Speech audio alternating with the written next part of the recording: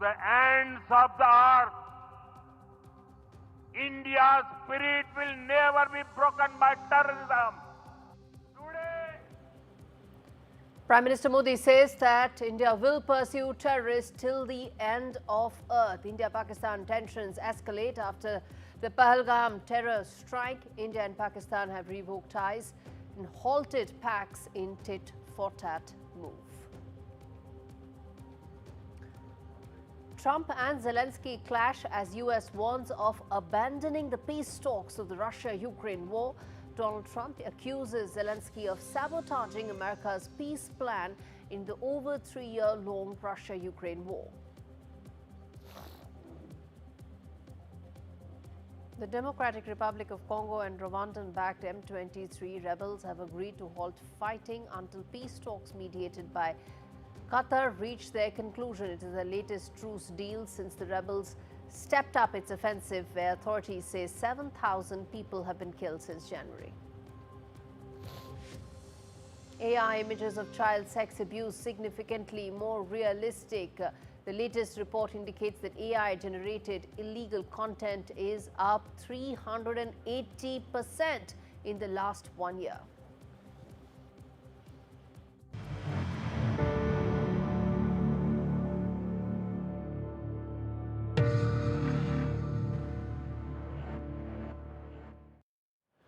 Now, 2 days since the horrific Pahalgam terror attack killed 25 Indians and 1 Nepalese citizen, India continues to respond strongly, with New Delhi now revoking all visas of Pakistani nationals and ordering them to leave India in the next 72 hours. One of India's harshest responses to terror attacks that have taken place this time around. The attacks, of course, took place 48 hours back. Prime Minister Modi also said that the terrorists who carried out the Pahalgam attack and those who plotted it would get a punishment they cannot even imagine. And India will identify, track and punish every terrorist and their backers. In fact, Prime Minister Modi said that India will pursue them to the ends of earth. Pakistan hit back, halting all trade with India, revoking all visas to Indian nationals and expelling Indian diplomats after India did so 24 hours back. friends, today from the soil of Bihar, I say to the whole world, India will identify, track and punish every terrorist and their backers. We will pursue them to the ends of the earth. India's spirit will never be broken by terrorism. All right, let's get in. Vishal Vivek joining me live from South Block, where just a short while back, 2 important meetings took place. One, of course, the External Affairs Ministry did apprise key diplomats of other countries in terms of the latest developments that are unfolding. And since then, of course, Pakistan has also undertaken steps in retaliation. Vishal, talk to us about what your sources are telling you inside the External Affairs Ministry. So we're coming to you live from outside the Ministry of External Affairs, and the briefing of foreign envoys just concluded, and you can see in the distance just now about 10 to 20 envoys had just come out, and they seem to have just gone away, but the meeting seemed to have just concluded. The meeting of G20 envoys concluded about an hour ago. That lasted for about 30 minutes. And the Foreign Ministry's Secretary Vikram Misri briefed all the leaders of G20 countries as to what is the latest situation, what's happening on the ground in the last 48 hours, whatever India has been able to accomplish as far as hunting down the 3 terrorists who were involved in the dastardly attacks is concerned. So they were briefed on various matters, and they were seen coming out, and some of them had files in their hands, and that could have had some briefing as to what the Indian government just told them. The ministries across the world, the governments across the world have been standing in line, supporting India and talking that Pakistan needs to be condemned for these attacks. And we also spoke exclusively with a few ambassadors about an hour ago, especially with the Israeli envoy to India, Reuven Azar, who said that Israel will be extending its support on all fronts to India, and there will be cooperation on all levels, Absolutely. be it personal, be it Vishal, technological advancement. I'm So going to all of play that. out that conversation in just a short while from now. But I want to quickly get in a word from Nazir as well, who is in Srinagar, to understand what's the latest right now on ground, 48 hours since that horrific terror attack took place. Nazir, take us through what's the latest on ground. Well, there's a collective resolve which has been shown by the political leadership and the society to condemn this attack, massacre of innocent people, tourists, and who are guests in Kashmir, and demanding an end to this senseless violence which has engulfed Kashmir for the last 35 years. Over the last 2 days, we have seen something very unprecedented in the valley. For the first time, there was a complete shutdown across Jammu and Kashmir against militancy and militants. For the first time, there was spontaneous protests against acts of terror and acts by militant groups in Jammu and Kashmir at such a large scale. Chief Minister Umar Abdullah called an all-party meeting in Srinagar today, where they observed 2 minute silence in memory of those who were killed in the senseless violence massacre. They all were on the same page, expressing their strong condemnation for this act and demanding end to terrorism and violence in Jammu and Kashmir. At the same time, the participants of the meeting expressed their concern over harassment of Kashmiri students and traders and other people who are in some parts of the country. So they have urged the government of India and the state government in several parts of the country to ensure safety, dignity, and well-being of the people of Kashmir and the students of Kashmir for their, as people of Kashmir have shown their resolve against terrorism and against all those who have killed these innocent people in this terror attack. In Okay. fact, Jammu and Kashmir government cabinet has also advised JNK's Lieutenant Governor to call a special session of the assembly where a resolution will be passed against this Pak-sponsored terrorism. So there's at multiple levels. There is, Yes. there's a public movement against militancy. At the same time, security forces have launched an Operation Pahalgam to track down the attackers, but so far they are Right. not close at any way to track them down. All right, Nazir, thank you so much for giving us that update from Srinagar. And Vishal, if I may come to you in terms of the response that Pakistan has come out with. Just a short while back, going into this show, we heard updates coming in that Pakistan has now decided or is contemplating to now put the Simla Pact in abeyance. Talk to us about what's the word coming in from the MEA on something like this.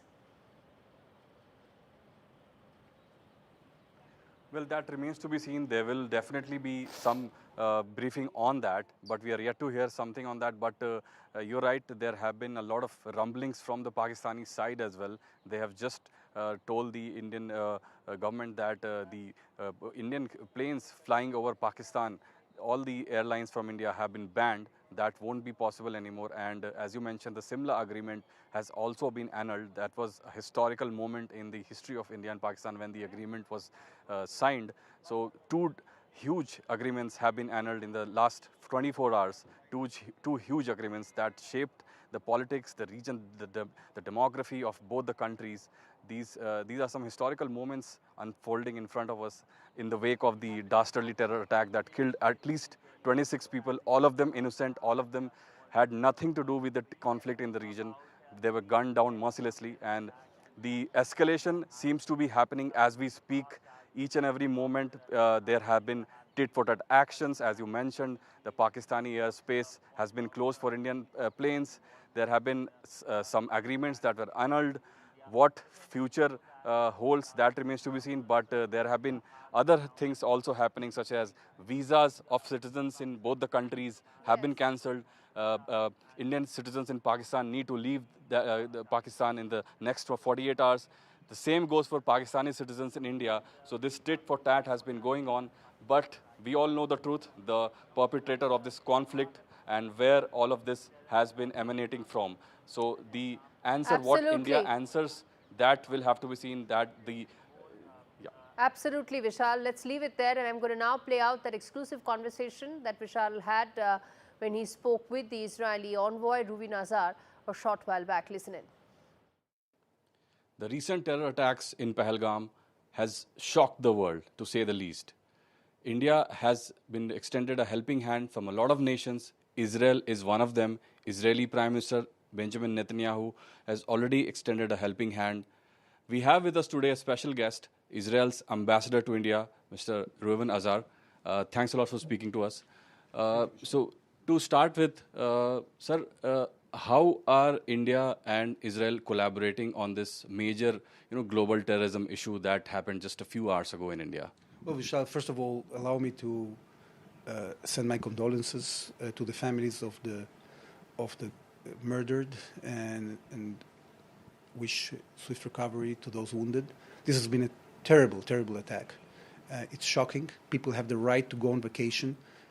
It's completely unacceptable that people will be attacked while they are on vacation or while they are celebrating their honeymoon or they are going to a music festival. We cannot accept that. We have to fight that, and I'm happy that the government of India is so resolute and determined to fight it in all the ways possible, both militarily, politically, foreign policy-wise. And sir, a lot of reports suggest that there were some Hamas people who visited Pakistan in the recent past, in the last 1 month or two. And there was a lot of parallels being drawn between how Hamas executed those October 7 attacks and how these attacks happened. So what does Israel have to say about that? Have you reported on it? Are you taking some action about it? Yes, of course, we have reported on it. It was also publicly, it was publicly published in different outlets. It's very clear that these terrorists are trying to copycat from each other, are trying to sophisticate the ways in which they terrorize people, in which they breach the basic rules of humanity. And the fact that these so-called leaders of Hamas have been accepted in any country, have been received in any country, let alone celebrated. This is a phenomenon that has to be condemned. All right, on that note, I'm going to slip into a break. Up next, we will talk, will diplomacy now lead to a possible military action against Pakistan? And what all are the options on table for New Delhi? We come back and decode. Stay with us.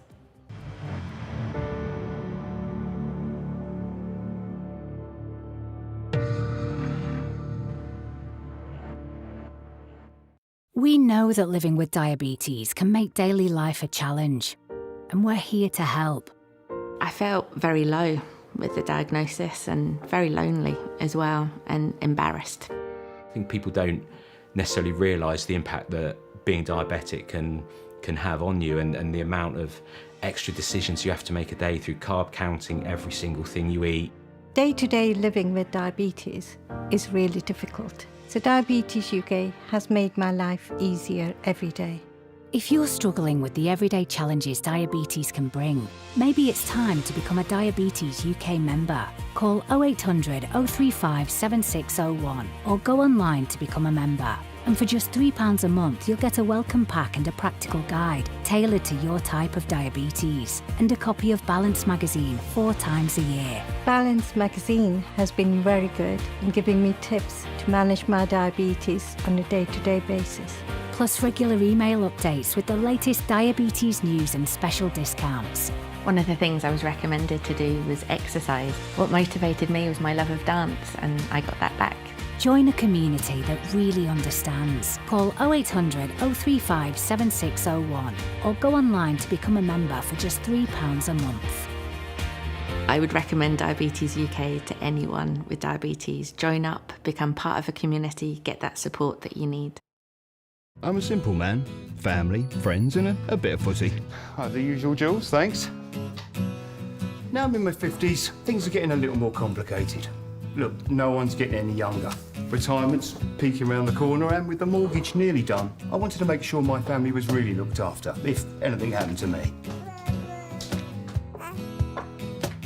That's why I decided to learn more about over 50s life insurance from Cover Today.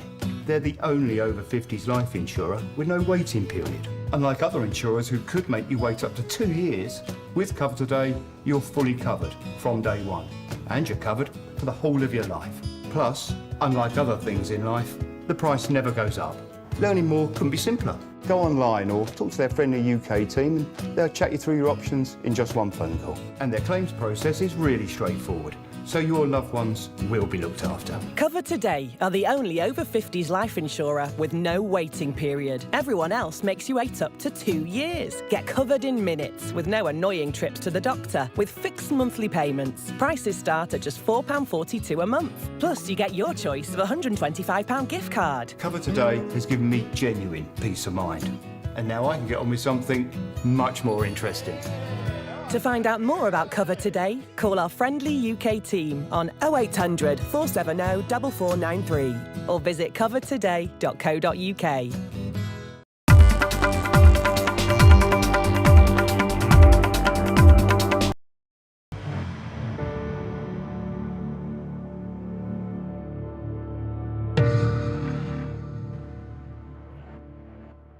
It's been 48 hours since the horrific Pahalgam terror attack took place, and India has already set into motion a series of actions against Pakistan. But what happens next?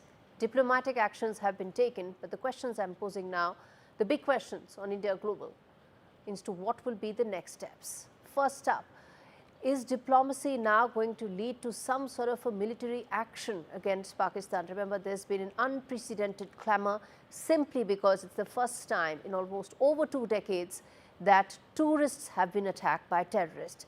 Second question, as far as the all-party meeting is concerned, what can be expected? Remember, there have been voices of very disappointing voices that have come in, questioning the motive as well. Can India come united against terrorism? And what will be that response that will unite them?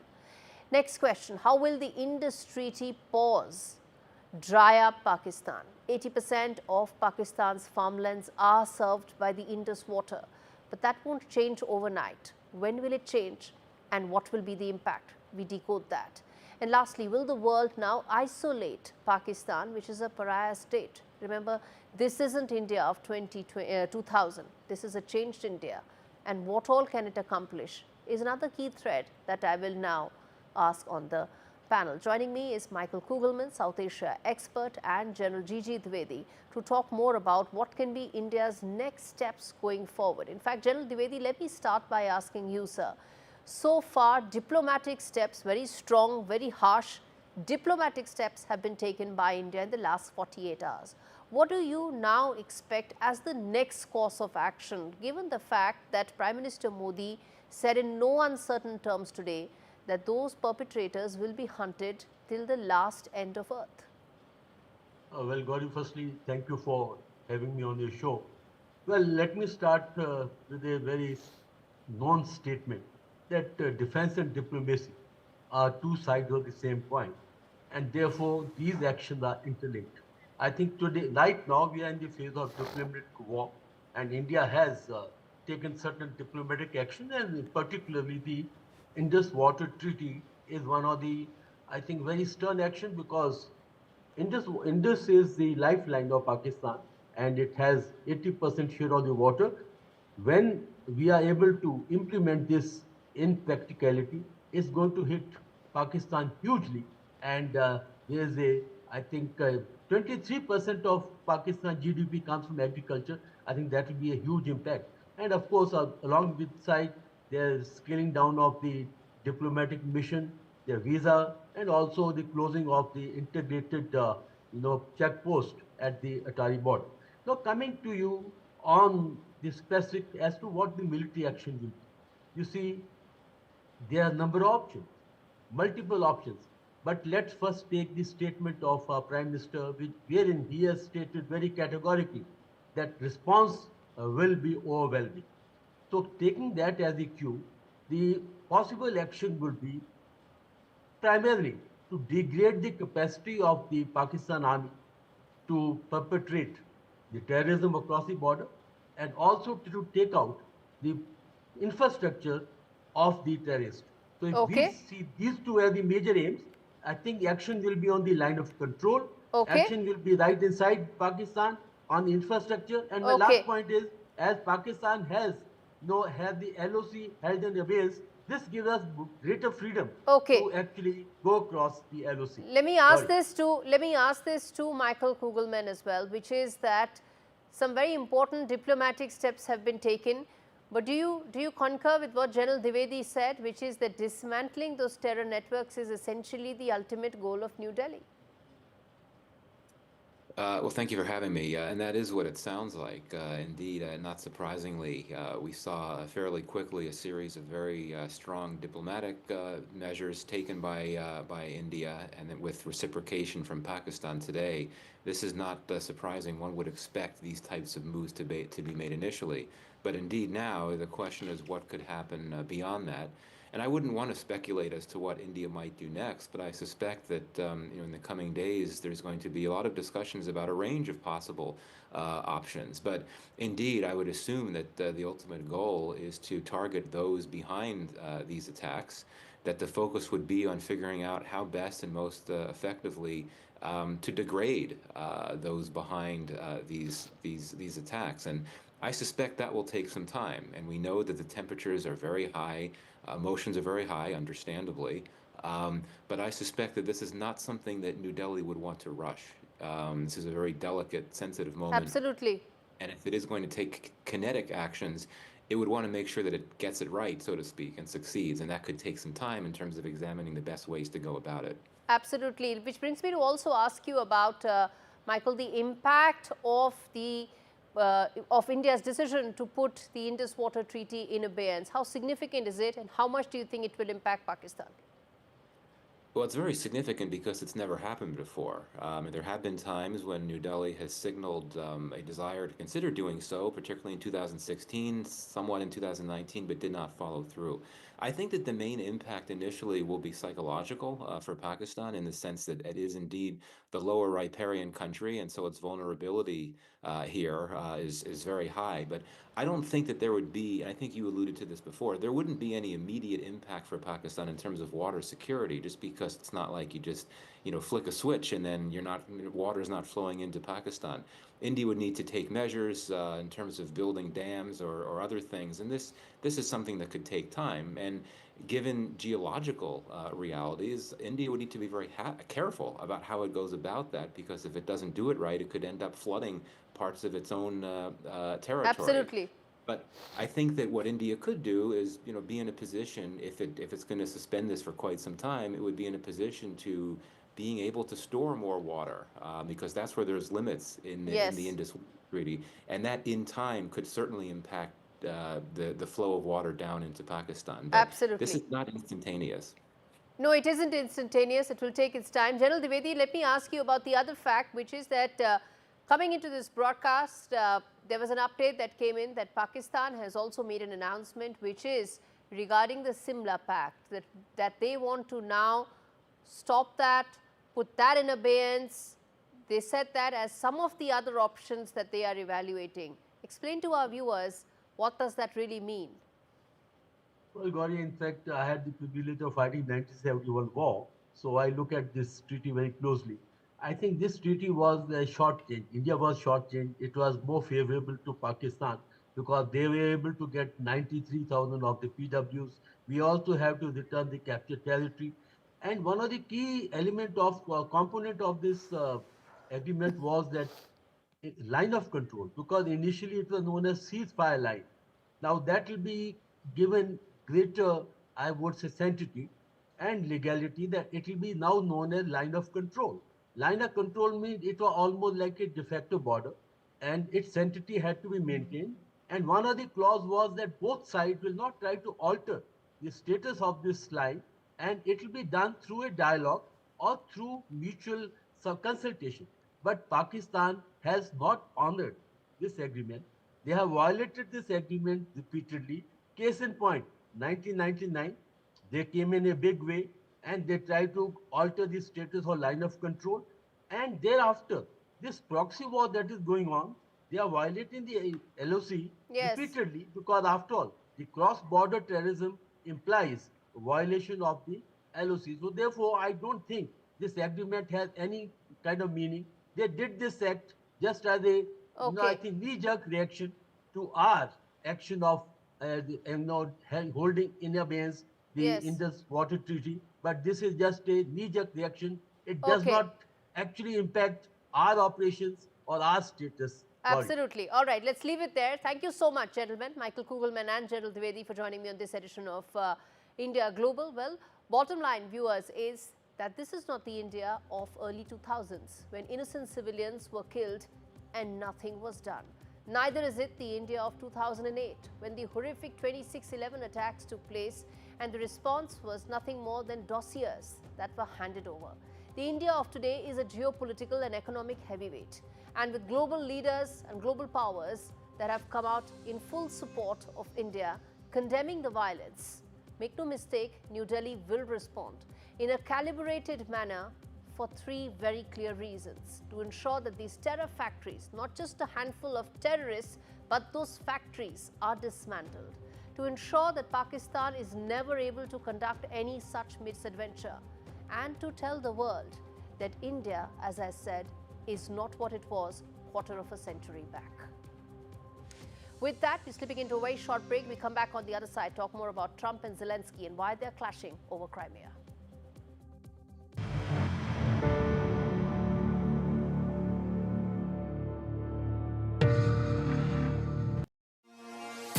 At Direct Line, we know that for multi-property landlords, sometimes the tiniest of things can turn into way bigger problems.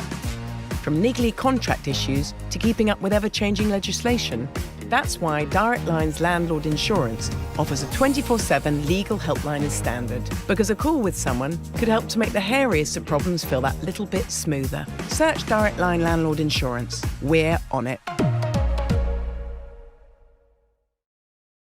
PlusNet's sweet deal on full fibre is full of value. Treat yourself to fast and reliable broadband from only $24.99 a month. And with no activation fees, yes please, with speeds up to 900 megabits, faster than a sugar rush. And ooh, a reward card, that's a plus. Call us now or visit plus.net for our best price. Ends 7th of May. Oh, go on then. It feels good knowing that your future's in hand. Evlo can offer you a loan from £1,000 to £15,000. Get your conditional decision in minutes. Cheers, because your brain really matters. From interesting tech startups to industry-leading companies, politics, sports, culture, curry, cricket. Oh, there's so much to talk about. Like me, if you too thrive on interesting conversations, this is a show you cannot miss. Watch this space to know more about all matters and all people that make Britain what it is today. Out of Britain, with me.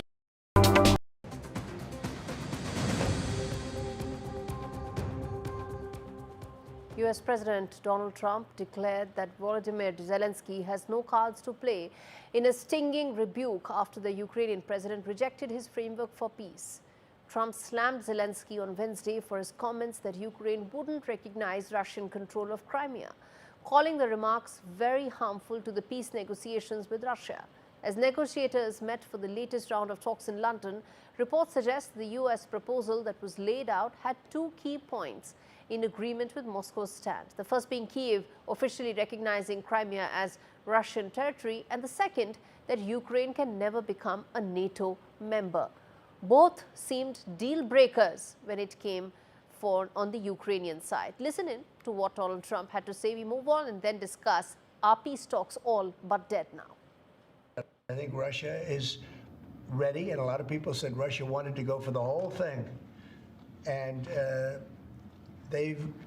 I think we have a deal with Russia. We have to get a deal with Zelensky, and I hope that Zelensky, I thought it might be easier to deal with Zelensky. So far it's been harder, but that's okay.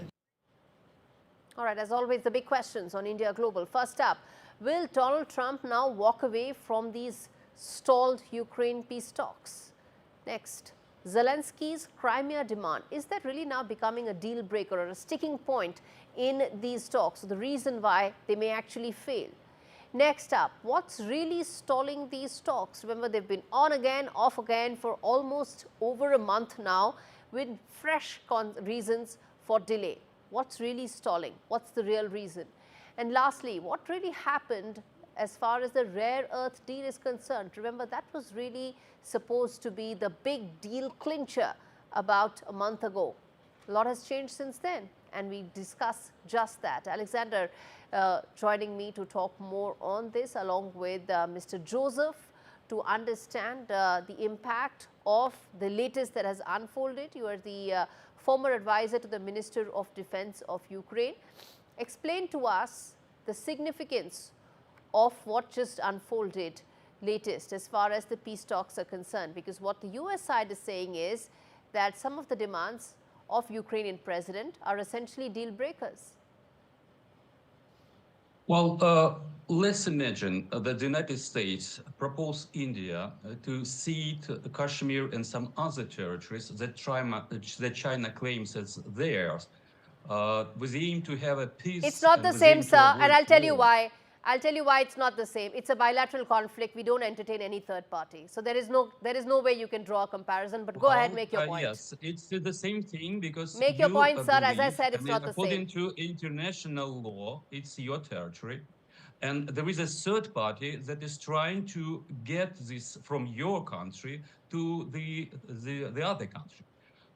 If we're talking about Crimea, it was illegally annexed in 2014, and the international community did not recognize the illegal annexation of Crimea. And this should be as a policy, not just for Ukraine, not just for Europe, but the whole world. Otherwise, the Pandora box would be open. The second thing, I could not call this peace negotiations or peace proposal if Russia gets it all. Our territory, our neutral status, and many, many other things.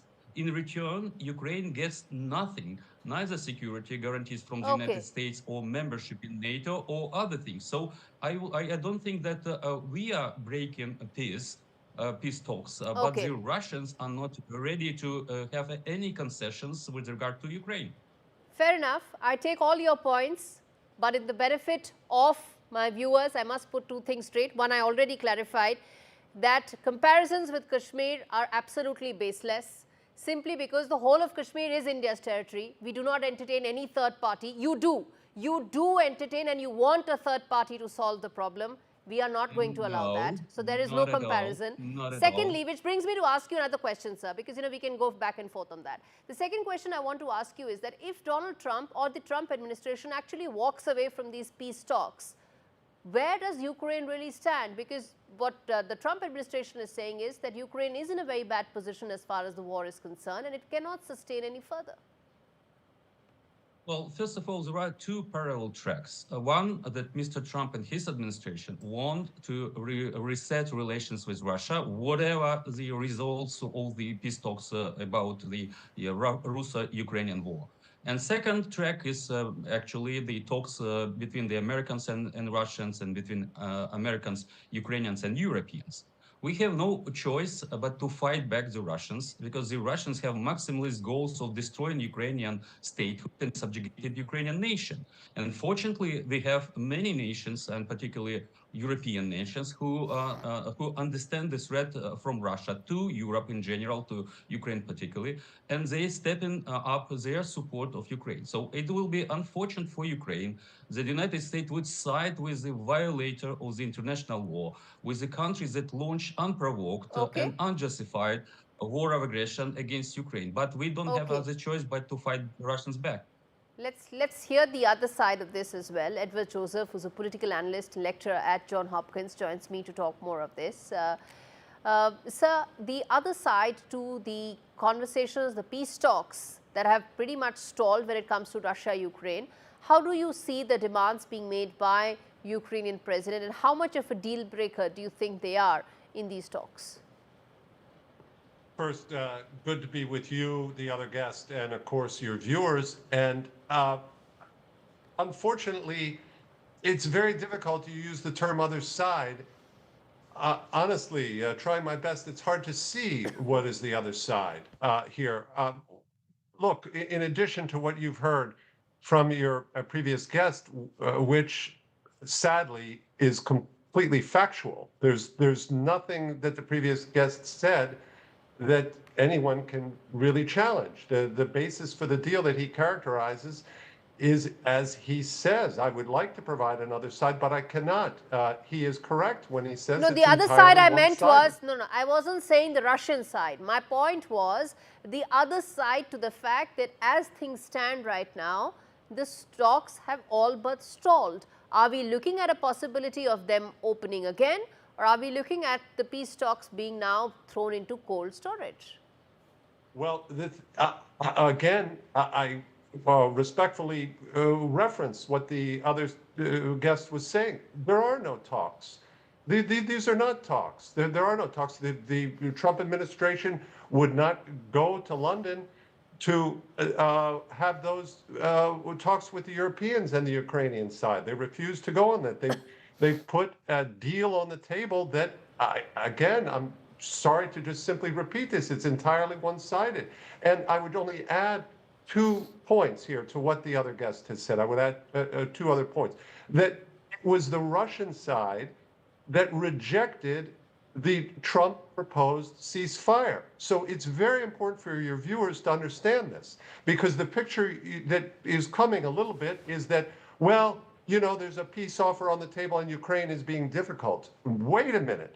It was Ukraine which accepted the Trump administration proposal for the ceasefire. Okay. And it was Russia which rejected that. That's correct. A fact. That's absolutely correct. And that's absolutely correct. But, And the only question here, really, there's only one important question at the moment, or the most important question, and that is, what will the Trump administration do now that Ukraine, which any country at its position, and I would point out here, it's very important to say, yes, even if it were not President Zelensky, you would not have any other Ukrainian leader who would accept the terms proposed. Okay, so Crimea is not a deal breaker. Wait, just please let me finish and then continue.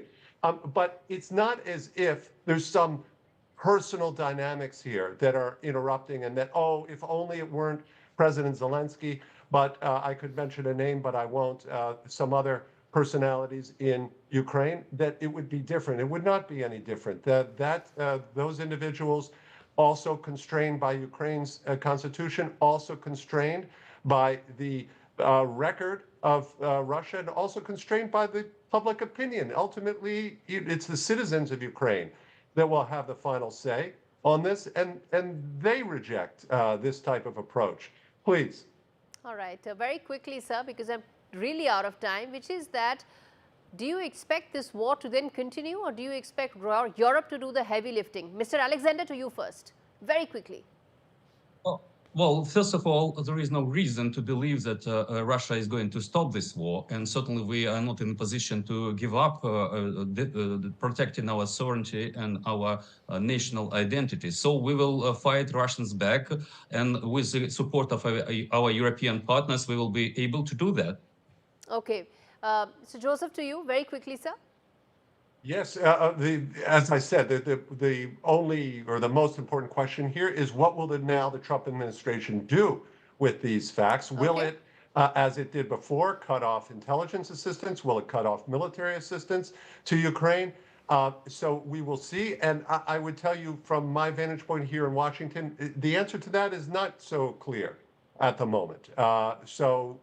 Trump is unpredictable, but that is really the key question, is what now? The ball is really now in the American court. Okay. And it's the question is, what will President Trump do now that this one-sided approach is clearly not going to work? Please.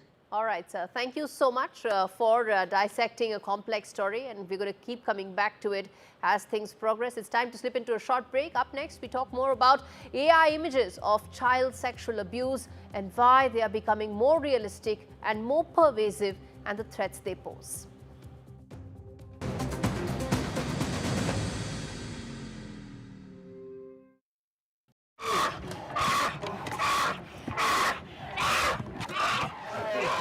This baby bear is terrified, torn from her mother's paws at a tender age. They will force her to live alone in a tiny, filthy cage, like so many bears driven mad by loneliness, rubbing their wounds raw against the bars, suffering cruelly day after day, year after year, just for people's entertainment. Four Paws found little Potap crammed into a tiny, squalid cage. He'd been there for almost 9 years, lonely and isolated.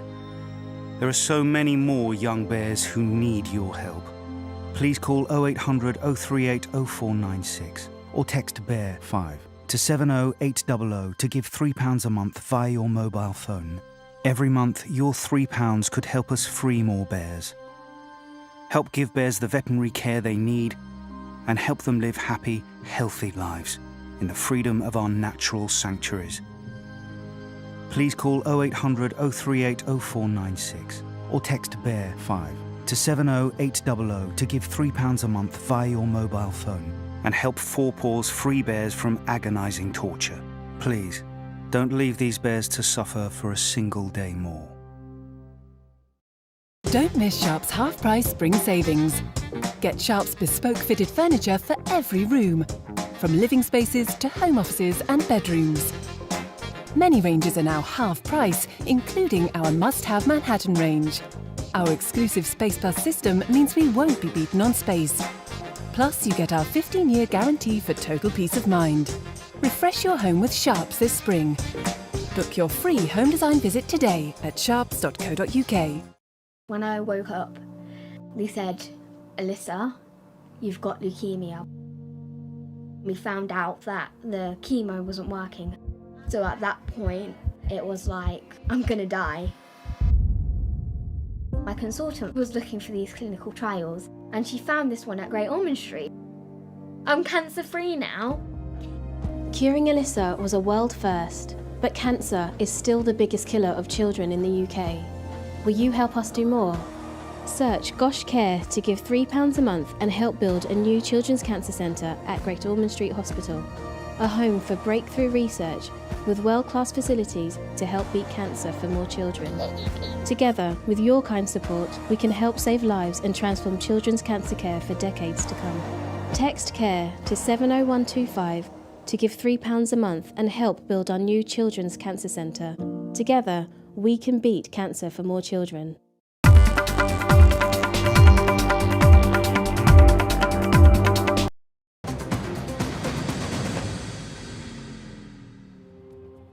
On the streets of Gaza, more and more Palestinians are now expressing open defiance against the terror group that's ruled the strip for almost 20 years now. Anti-Hamas protests are now on the rise in Gaza as the militant group's iron grip, it seems, is slipping.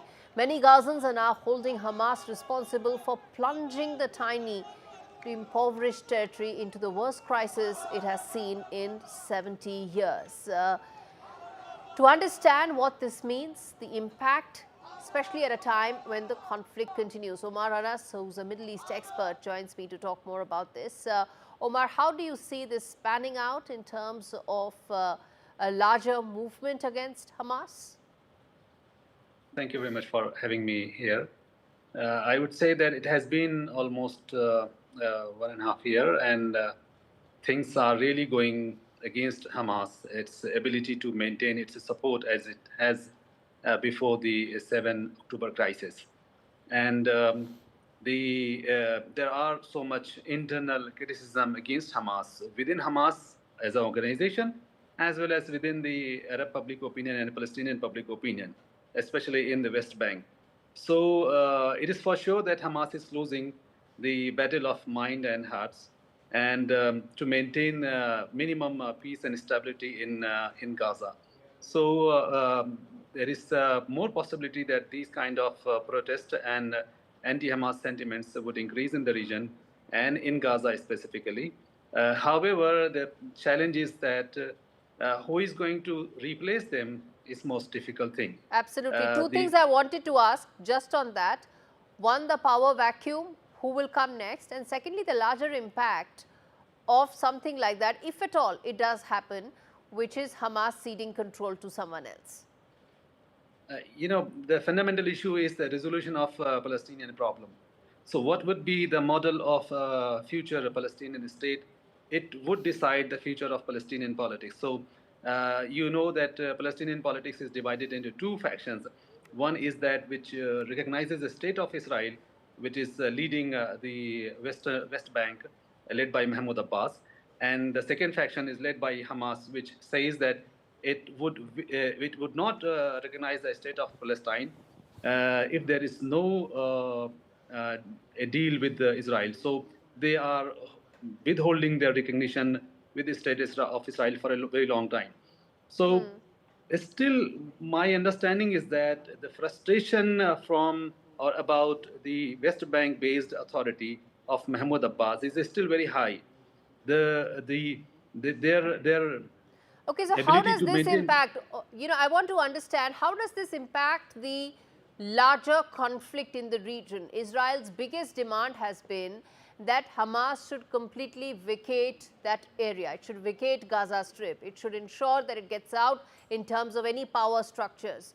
And that could lead to ceasefire. Do you envisage any of that happening? Hamas can, it is impossible for Hamas to vacate Gaza if there is no replacement. If Israel is not going to allow the forces of Mahmoud Abbas, the forces of or police or security or the administration from the West Bank, as long as there is no replacement or no alternative authority there, we cannot and nobody cannot throw Hamas away from the Gazan authority. Okay. So I think that there is a crisis with Israelis, that they are not ready to give anyone else the chance. If Israelis are going to control the Gaza Strip, that is going to be extremely unpopular move. Okay, let's leave it there. Omar Anas, thanks much for joining me on a story that is yet to unfold into its larger ramifications. Shifting focus now to the Internet Watch Foundation, which has warned that images of child sexual abuse that are generated by artificial intelligence are now becoming disturbingly more realistic. In its latest report, the online safety watchdog says that it's received 245 reports of AI-generated illegal content last year, and that was up by a staggering 380% from 2023. Now that adds up to more than 7,600 images with some URLs containing multiple files. Now there are almost 40% of that content actually fell into category A, which is most severe classification involving sadism or penetrative acts. That tells you what really AI can do, the flip side of AI. Experts say the rise highlights how predators are now exploiting rapid advances in technology. What this means, what can the society do to counter this? Mukesh Chaudhary, who's a cybersecurity expert, joins me to decode this. Mukesh, we've been talking about the wonderful aspects that AI throws up, but this is the flip side. This is what the other side of AI looks like. Are we prepared for it?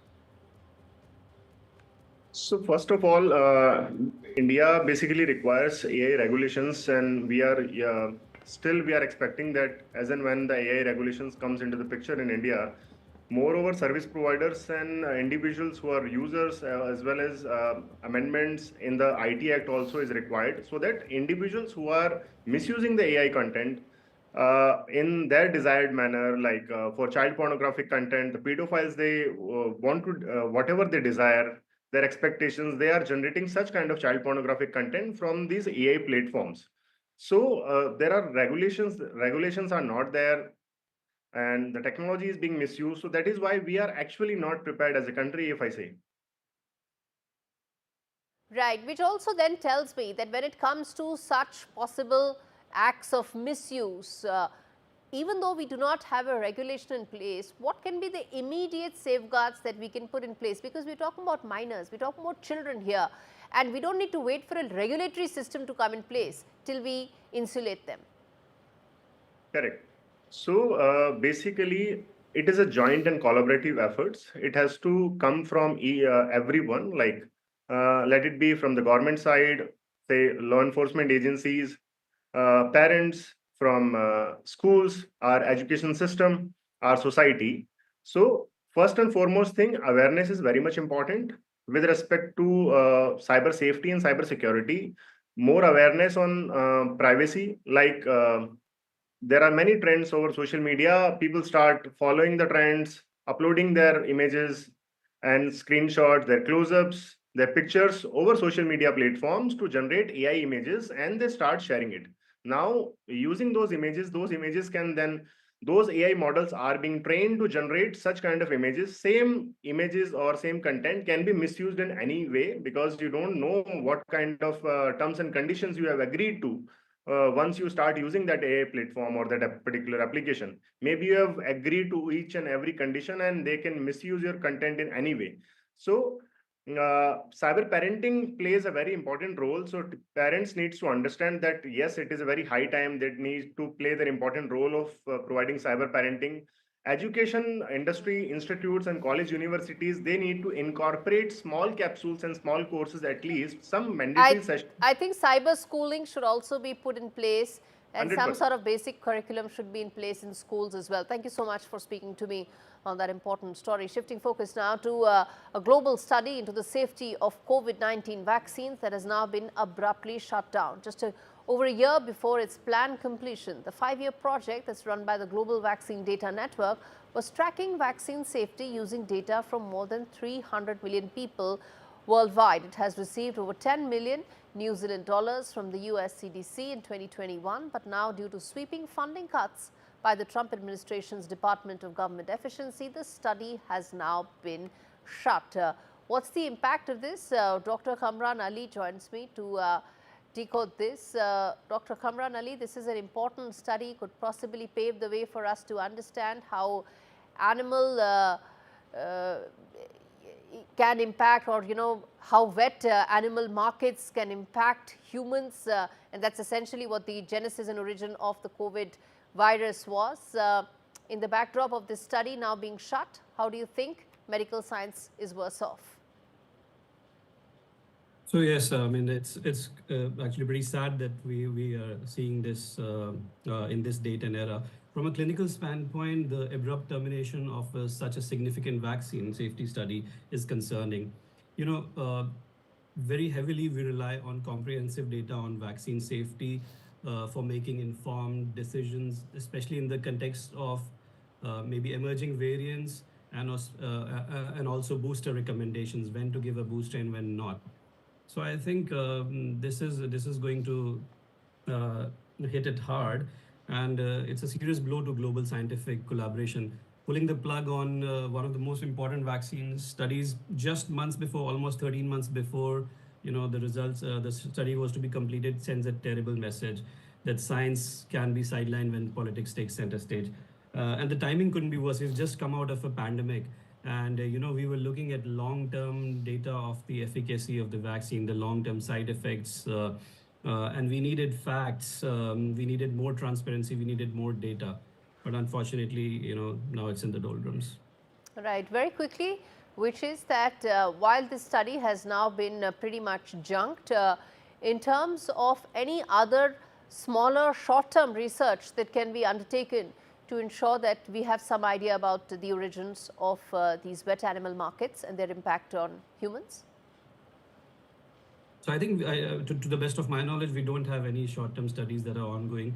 To finish this study, I believe there's a cost of around $2 million that we're looking at to finish this study and get the data, in the real world. Till that time, if we don't have this data, we just need to rely on whatever existing data we had from Wuhan and from other places. All right, let's leave it there, Dr. Ali. Thank you so much for speaking to me on a story that impacts, well, the entire humanity. On that note, completely timed out on this edition of India Global. Thanks so much for watching.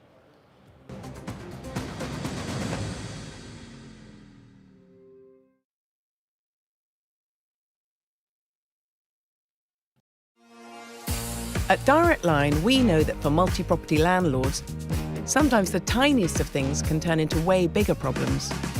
From niggly contract issues to keeping up with ever-changing legislation, That's why Direct Line's Landlord Insurance offers a 24/7 legal helpline as standard. Because a call with someone could help to make the hairiest of problems feel that little bit smoother. Search Direct Line Landlord Insurance. We're on it. PlusNet's sweet deal on full fibre is full of value. Treat yourself to fast and reliable broadband from only $24.99 a month. And with no activation fees? Yes please. With speeds up to 900 megabits.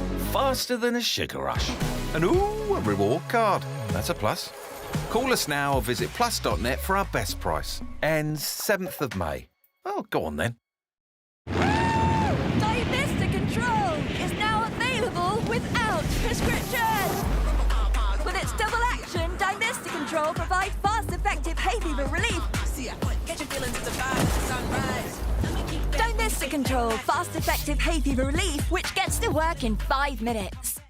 It feels good knowing that your future's in hand. Evlo can offer you a loan from £1,000 to £15,000. Get your conditional decision in minutes. We know that living with diabetes can make daily life a challenge, and we're here to help. I felt very low with the diagnosis and very lonely as well and embarrassed. I think people don't necessarily realise the impact that being diabetic can have on you and the amount of extra decisions you have to make a day through carb counting every single thing you eat. Day-to-day living with diabetes is really difficult. So Diabetes UK has made my life easier every day. If you're struggling with the everyday challenges diabetes can bring, maybe it's time to become a Diabetes UK member. Call 0800 035 7601 or go online to become a member. And for just £3 a month, you'll get a welcome pack and a practical guide tailored to your type of diabetes and a copy of Balance magazine 4 times a year. Balance magazine has been very good in giving me tips to manage my diabetes on a day-to-day basis. Plus regular email updates with the latest diabetes news and special discounts. One of the things I was recommended to do was exercise. What motivated me was my love of dance, and I got that back. Join a community that really understands. Call 0800 035 7601 or go online to become a member for just £3 a month. I would recommend Diabetes UK to anyone with diabetes. Join up, become part of a community, get that support that you need. Vista Health means fast access to scans. Vista Health means rapid results. Vista Health means convenient locations. Vista Health means affordable pricing. At Vista Health, we know what your health means to you. And that's why we provide fast access to MRI, ultrasound, echocardiogram and other health scans, without the need for a referral or medical insurance. Get the answers you need. Book your scan today at vistahealth.co.uk.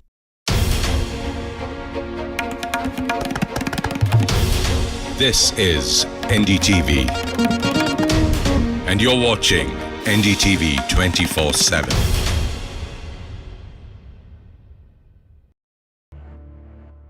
Hello and welcome to the Southern View. Our thoughts and focus remain with the families of the victims of the Pahalgam terror attack. Several emotional moments as they bid their final goodbye, even as the top of the political leadership sent out a message of unity and strength. Let's take you through the headlines we're tracking this hour.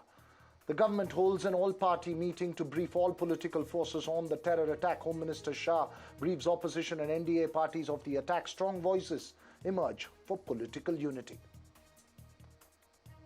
Prime Minister Modi sends a stern message to the world, says India will no longer tolerate and will trace, identify and punish terrorists and their backers.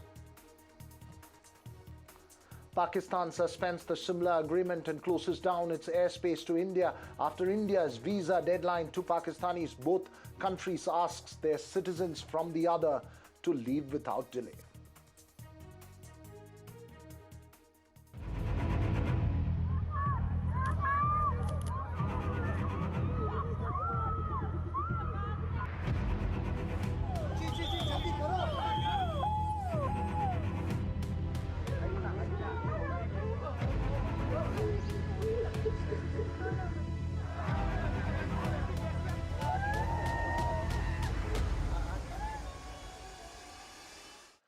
difficult and emotional moments amidst a strong message from the top political leadership. An all-party meeting is underway as the government briefs all political parties of the situation. But as I mentioned, emotional moments in Bengaluru, like the rest of India, as many of the victims of that inhuman terror attack in Pahalgam were paid their last respects.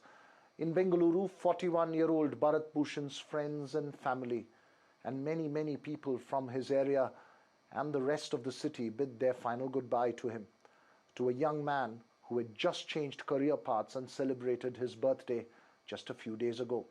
He was shot right in front of his wife and toddler son. Chief Minister Siddaramaiah and the governor amongst those who paid their respects. Those images on your screens from that final goodbye. In Shivamogga, a final goodbye to Manjunath Rao, who was vacationing with his wife Pallavi and was shot right in front of her. Hundreds had gathered along with Manjunath's family and friends. Union Minister Prahlad Joshi amongst those who paid his respects, last respects there. In Andhra Pradesh, Chief Minister Chandrababu Naidu paid his last respects to retired SBI employee J.C. Chandramouli, who was on a vacation with a few of his friends. And in Nellore, Deputy Chief Minister Pavan Kalyan paid his last respects to S. Madhusudan, who was also with his family in Pahalgam. My colleague Deepak Bhupanna spoke with Bharat Bhushan's wife in Bengaluru, and my colleague Uma Sudhir had spoken to one of Chandramauli's friends. Both of them were in Pahalgam and were eyewitnesses to that horrific incident. It's an hour of grief. My condolences to you and your family members. It must have been a very hard situation for you being in Kashmir when the situation unfolded. If you could just take us through those moments, only if it is okay with you, because I understand what you're going through now. We went there for vacation on the 18th, and Pahalgam was the last spot that we wanted to see. And we went up to Baisaran through the pony ride. And on reaching there, we took all photographs. We were playing. We had our child with us. And we were looking at the scenery, trying out the Kashmiri costumes, everything. Suddenly, we heard a lot of shots. And that seemed like crackers initially. I thought they were just driving away maybe the birds or wild animals, but then they kept continuing and becoming louder. Then we realized within few seconds that this is not typical. It's an attack, and we started hiding behind those tents. Yeah. Those Kashmiri tents were there in the middle of the field. You know how Baisaran is, right? It's a large field. And we were there, right in the middle of it. Anywhere we tried to run, it's quite a far distance to the perimeter. So we hid behind the tent, and I saw a few terrorists coming from behind us. One of them, there were few tents like how we were hiding behind. One of them went to a tent probably 100 feet away. He kicked a person and shot him in the head. And he kept doing for two more people like that. I couldn't hear what he was saying. But then when he was nearing our tent, I could hear that he was saying, how could you enjoy your vacation like this when our children are suffering, when we are suffering? Haven't you seen the news? How could you just enjoy just like that? He spoke like that to a senior man like that. And then he shot him in the head. He shot like that only to one more person, and then he came to my husband. He did not even speak. He just shot. Ma'am, I heard that, also Mr. Bharat requested that he has a 3-year-old child to, He was requesting, I have a child, please spare me. He just shot and left. Well, I'm really sorry for what happened, ma'am. Let's hope that the governments really work towards ensuring security of all the citizens. I hope they do. This is continuing. I don't know when this is going to stop. Among those who travelled from Andhra Pradesh to Pahalgam and became a victim of the terror attack was 70-year-old Chandramouli, who was a travel enthusiast and went along with his wife Nagamani and 2 other couples to Pahalgam. I'm now joined by Mr. Shashidhar, who was along with Mr. Chandramouli on this trip. Mr. Shashidhar, first of all, really sorry for what has happened. I understand the last rites are to happen tomorrow. His two daughters are away in the US and you're awaiting their arrival. Is that right? Yes, ma'am. One daughter is just now arrived and another is expected to arrive today night. What happened on that day? You were very enthusiastically, all three of you, three couples had gone to Srinagar and were traveling there. You, in fact, shared with us earlier that he had celebrated his 70th birthday just on the 18th, even as you all left for Srinagar. Yes, ma'am. On 18th only his birthday was there. And actually he promised a big bash after we returned from the tour, actually. And he entirely led the tour. He planned the tour, actually. What happened on that day? You, all three of you were, you were telling me that it was very difficult to actually climb that area to reach to that place which many people popularly call as mini Switzerland. And you actually did a trek, and Mr. Chandramouli was urging the women in the group as well not to lose out on this opportunity. Please share with us those memories. Actually, that was a very difficult terrain with rocks and all. By horses only we can climb there, ma'am. So we all went by 6 horses. On the way, actually, our ladies, they were fed up with this. That was a tortuous journey, in fact. But he asked us to. He somehow encouraged us to go over there and see, because that's once in a lifetime opportunity. That's what he said. So we went there around 1 or 1:30, ma'am. So after reaching over there, we immediately went to the washrooms. So after 1, 2 or 3 people went to washroom and came out, we had these gunshots from far away woods. We thought that some people were hunting, in fact. But again, we had some 3 to 4 shots, and we also had some screaming of the ladies from over the ground, and some persons were lying on the ground.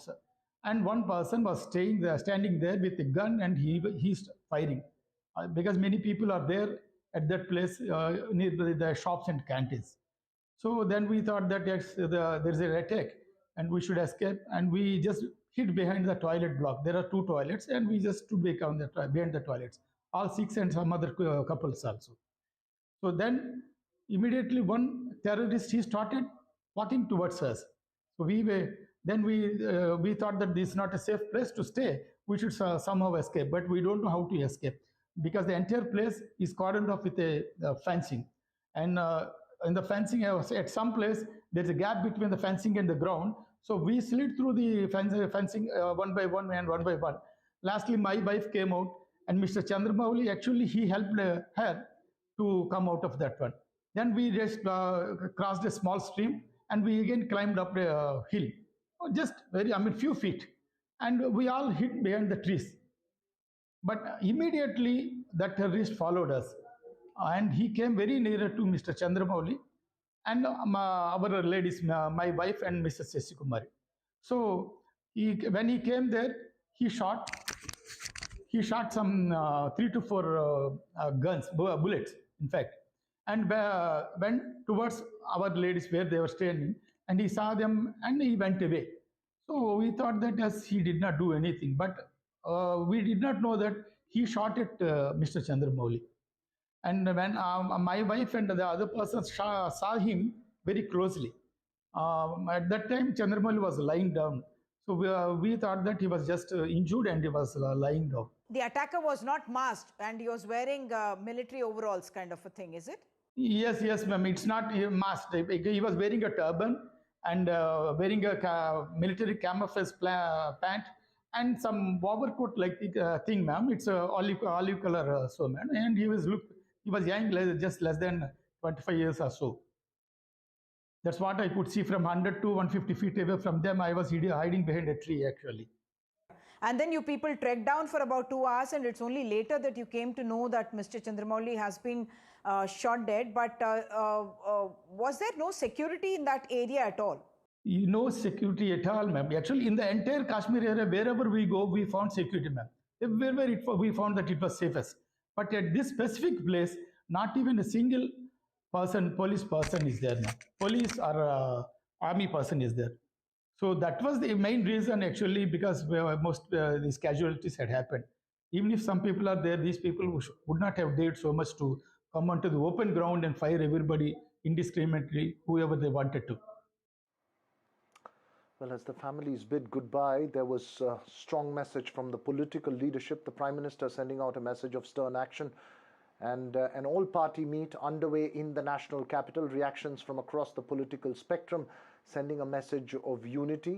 Karnataka Deputy Chief Minister D.K. Shivkumar sent a strong message not to politicize the situation. Chief Minister Siddaramaiah too had condemned the attack, but had also pointed and questioned intelligence failure leading to it.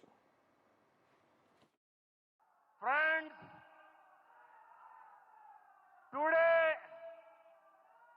from the soil of Bihar, I say to the whole world,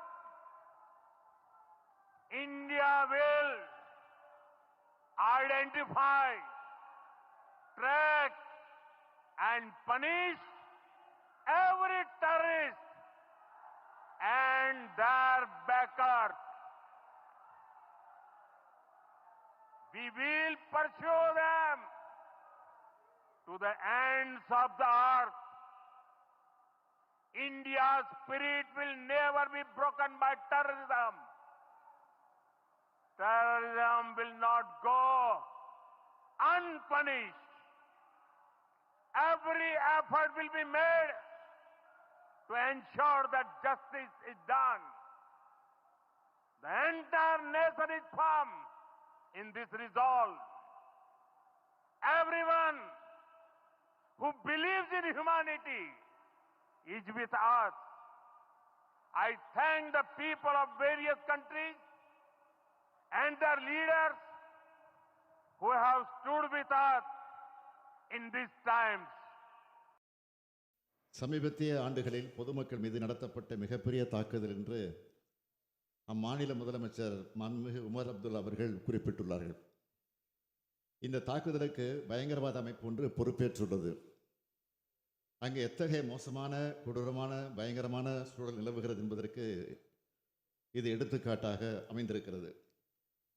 பயங்கரவாத தீவிரவாத அமைப்புகள் எத்தகைய எண்ணம் கொண்டவையாக இருந்தாலும் அவற்றை இரும்பு கரம் கொண்டு ஒடுக்க வேண்டும். We have been supporting the government for such type of incidents. Whatever may be, we stand by the government because country's integrity is very much important. We should have maintained peace. All should maintain. No one should politicize this issue. This is not an issue to politicize. Now we let us stand united and protect the Indians at large. Aishwarya Jain joins me from New Delhi. Now he's been tracking that all-party meet that's going on there. Give us a sense of the reactions from across the political spectrum at that meeting, Aishwarya.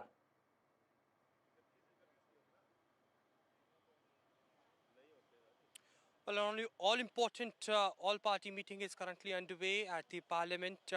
It is Home Minister, Defence Minister and External Affairs Minister S. Jaishankar who has briefed the political parties who have participated in today's meeting. First of all, the developments that have taken place and the steps that have taken by the government so far, and the decisions that have been made yesterday by the CCS under the chairmanship of Prime Minister Narendra Modi. At the beginning of the all-party meeting, it was a 2-minute silence that was observed by all the political leaders who were invited for this meeting, including the AIMIM chief Asaduddin Owaisi. It was a stern message, and the government want to bring the entire political spectrum, all the political parties into consideration. They wanted to bring them on board as far as the consensus building of what is the suitable decision that India can take as far as the counteraction against Pakistan and the perpetrators who are sitting across the border. It is also the sources within the all-party meeting had indicated to us that there would be a resolution that the government might bring, and it will be passed unanimously to condemn the deadly terror attack in Pahalgam.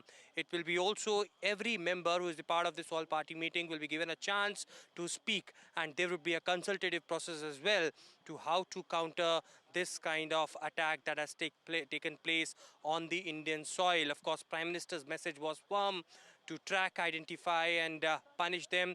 It was Home Minister and External Affairs Minister just before the all-party meeting also briefed the President of India. We would be keeping a close eye on this resolution that will be passed in this all-party meeting and what will transpire. It's still underway in the Parliament.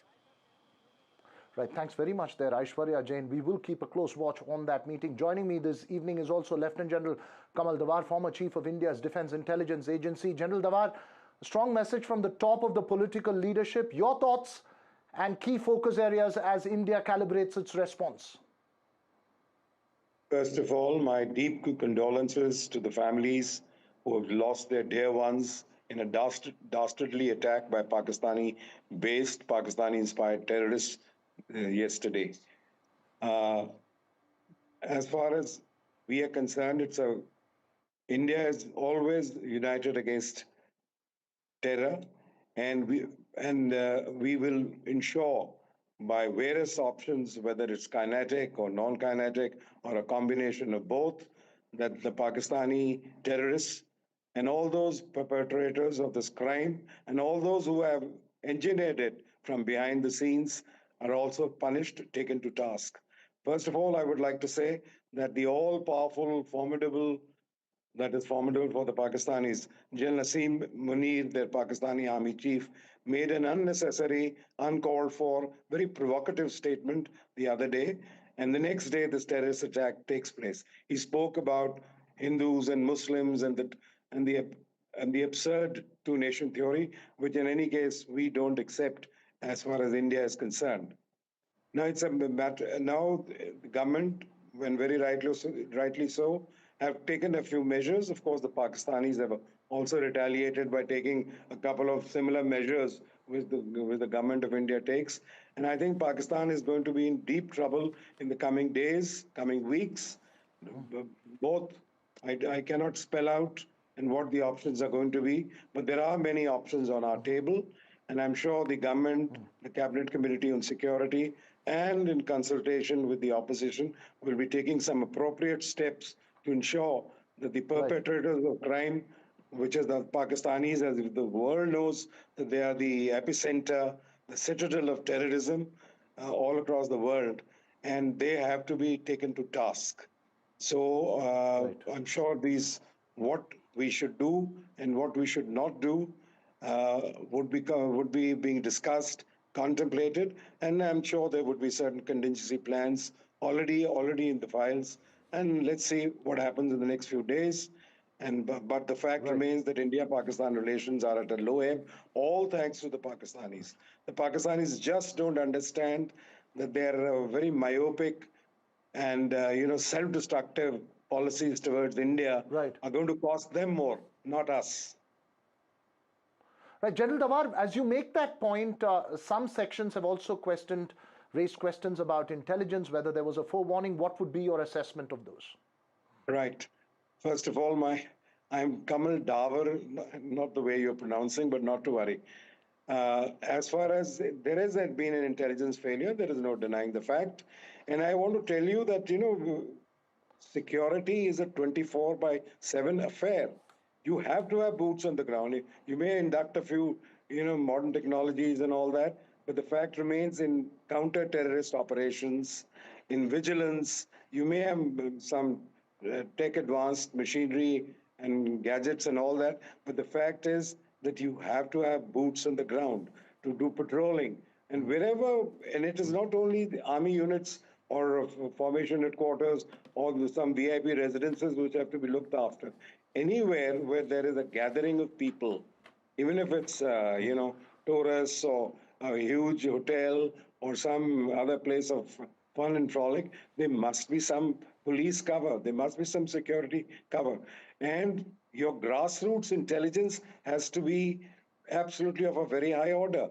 Otherwise, you'll always get surprised. And why will you get surprised? Because you see, the terrorist has initiative in his own hands. He's just moving around left, right, and center. And wherever he sees there is some gap in your surveillance or a lack of security cover, he can strike. Now, this is the advantage which a terrorist always has. So to ensure that we don't let the terrorists have their say or do what we want them not to do.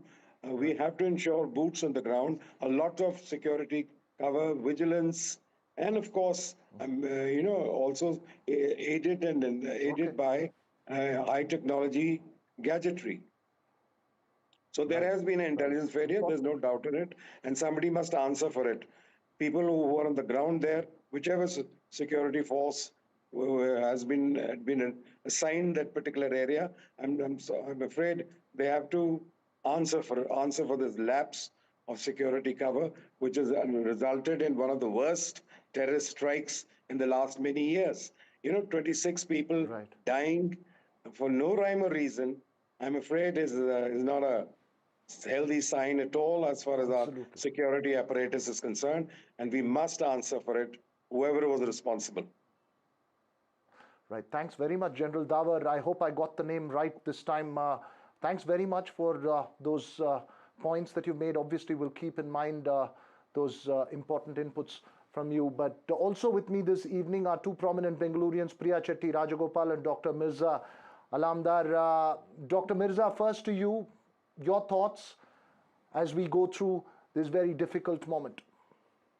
Today we grieve. We grieve for Mr. Bhushan and Mr. Manjunath Rao, who returned to Karnataka not as tourists but as martyrs.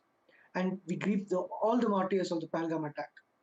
This ideology, this extremist ideology has not been since today. It has been there since the land of Karbala. And even Muslims alike have been martyred all around the world by this same ideology. To the families, we give our deepest condolences. Karnataka mourns with you, India mourns with you, and we want decisive action. The time for talks and everything is over. We want decisive action. Citizens want action on the ground. Right. Important point that you make there. Priya Chetty Rajagopal, as you see all this, there is also the question of Kashmir being that vacation dream that seems to have taken a big hit and an emotional hit as well, in that as we mourn and we go through this painful moment. Your thoughts? My condolences first to the 26 people who died and the many who were injured, and particularly for those from our state of Karnataka, Mr. Manjunath, Mr. Bharat Bhushan, and Mr. Madhusudan, who leave very, I'm sure, sorrowful families. I think in some ways we were lulled into a sense of security. Kashmir has been sort of quietly, I'm not going to get into the politics of it. I'm just saying in terms of a place to visit, a place to go to, once again feeling a sense of connectedness to, this wonderful, beautiful, absolutely breathtaking state that is part of India. We have all started connecting again. So I think maybe that sense of comfort that, everything is back to usual has been shot into complete and utter despair and shock. And that's something that I'm feeling. I can hear the rhetoric. I can completely understand the Prime Minister's response to this. I can also relate to the fact that he's away in Saudi, he came back for this. You have the Vice President of the US visiting. So there's a context and an ecosystem in which this is happening. But look at the fact that a bunch of tourists who are just having a great time, sitting in sitting to maybe grab a meal. Somebody went to go and get bread for his son. I mean, you're talking about the most banal of happy tourist memories. And suddenly these uniformed people come in and they shoot at such a random manner, including the fact that, you're having fun where we are dying. I don't know what the politics of that is, but I think it's completely, it's just so unnecessary, and it's such a derailment to all the good things that have been happening so far. Deaths are much more than that. I mean, this is what I would not agree about being martyred, because they did not sign up to be martyrs. They had just gone for a holiday, and this is just the most incredibly tragic thing that could have happened. Having said that, look at the incredible. Yeah, look at the background right now. No, absolutely. Kashmir is moving forward. No, go on, Priya, go on. You have a socio-economic sense of progress, right? Things have been moving forward. Tourism has been coming back, and don't forget that's one of the biggest income earners in Kashmir, if I'm not wrong. And the people of Kashmir rallied around the tourists, did everything they could to support them. This derangement from the focus is going to cause a problem.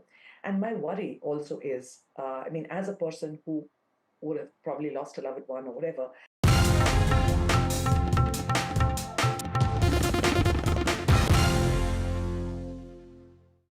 because your brain really matters. Now I'm retired, I can spend more time with my grandson. I'm proud of him and want to help any way I can. Which reminds me. Welcome to British Seniors, the UK's #1 rated provider of over 50s life insurance. Hi, I'd like a quick quote. No problem. We're proud to offer our seniors lifetime guarantee. With 100% of claims having been paid, we guarantee your premiums will never go up and that you'll speak to one of our specialists in the UK. Well, that's good to know. UK residents aged 50 to 80 are guaranteed to be accepted. Depending on your age, your loved ones can get a cash payout up to £10,000. And that money can help with my funeral costs or even be used as a gift. I'll do it. Plus, when you sign up, you'll receive a £135 gift card and free 24/7 GP advice and health services. Thanks, Mum.